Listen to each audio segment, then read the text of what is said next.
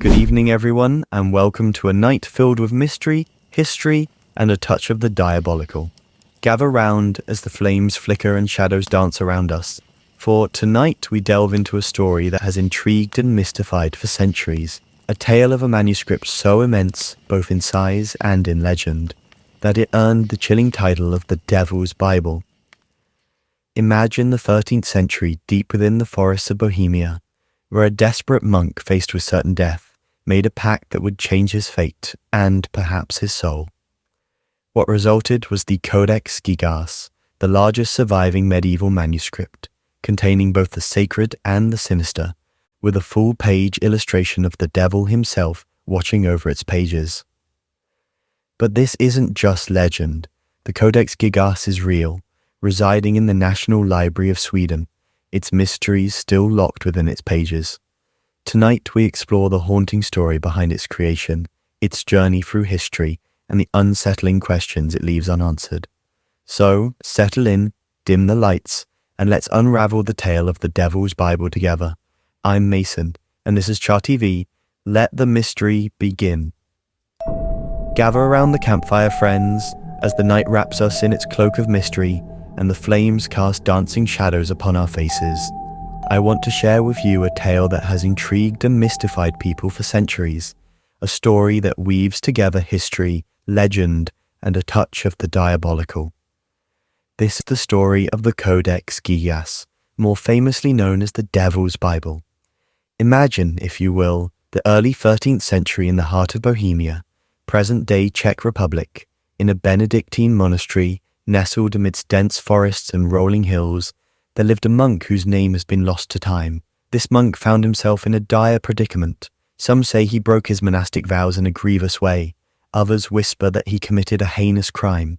Whatever his transgression, the consequences were severe. He was to be walled up alive, a death sentence both terrifying and slow. Desperate to avoid this fate, the monk pleaded with his superiors, proposing an extraordinary penance. He promised to create in a single night a manuscript that would encompass all human knowledge and glorify the monastery forever. Skeptical but intrigued, the elders agreed, believing the task impossible and the punishment inevitable. As the night deepened and the monastery fell silent, the monk began his monumental task. He wrote feverishly, but as the hours slipped away, he realized the impossibility of his promise. In his despair, he did the unthinkable. He prayed not to God, but to Lucifer himself. He begged the devil to aid him in completing the manuscript in exchange for his soul. According to the legend, the devil accepted his plea. With supernatural assistance, the monk finished the manuscript, a colossal tome measuring nearly 3 feet tall, weighing over 160 pounds. In gratitude, or perhaps as a signature, the devil left a self-portrait within the pages, a full-page illustration depicting a menacing figure, part man, part beast, with claws, horns, and a forked tongue. This eerie image is unlike any other medieval manuscripts, and is the reason the Codex Gigas earned its ominous nickname. But the Devil's Bible is more than just a sinister legend. It's a real manuscript, the largest surviving medieval book in the world. Within its massive pages, it contains the complete Latin Vulgate Bible, but also a collection of various texts, medical treatises, works on exorcism, magical formulas, and even a chronicle of the Bohemian people.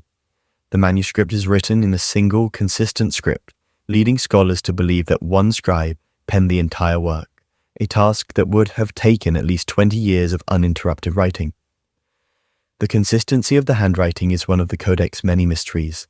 How could a single individual maintain such uniformity over decades? Was it truly the work of one dedicated monk, or did he have help from fellow monks or perhaps from darker forces? The manuscript's journey through history is as fascinating as its creation. During the 30 Years' War in the 17th century, Swedish forces looted Prague, and the Codex Gigas was taken as spoils of war to Stockholm, where it resides today in the National Library of Sweden. Along the way, it survived fires, wars, and the passage of time, all the while cloaked in superstition. One story tells of a fire that broke out in the royal castle in Stockholm in 1697. As the flames consumed the building, a quick-thinking librarian threw the Codex Gigas out a window to save it. The book landed on a passerby's head, injuring him but preserving the manuscript. Some say the devil protects his own. The content of the Codex Gigas adds to its allure. Alongside biblical texts, it includes works on medicine and magic, suggesting it was intended as an encyclopedia of medieval knowledge. The inclusion of exorcism rites and spells has led some to speculate about its use in occult practices.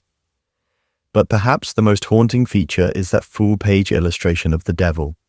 Facing a depiction of the heavenly city on the opposite page, it serves as a stark contrast between good and evil, salvation and damnation.